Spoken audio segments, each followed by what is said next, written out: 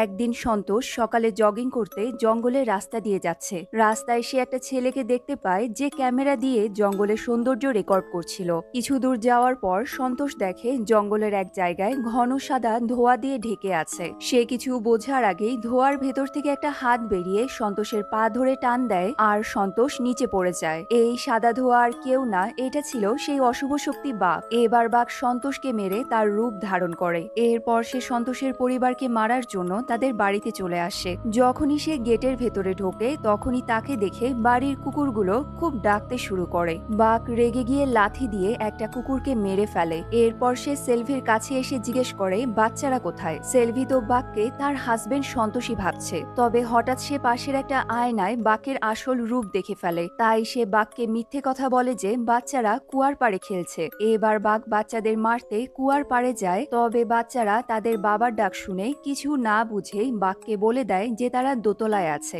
এবার বাঘ বাচ্চাদের সাথে কি করবে সেটা আমরা নেক্সট পার্টে দেখব।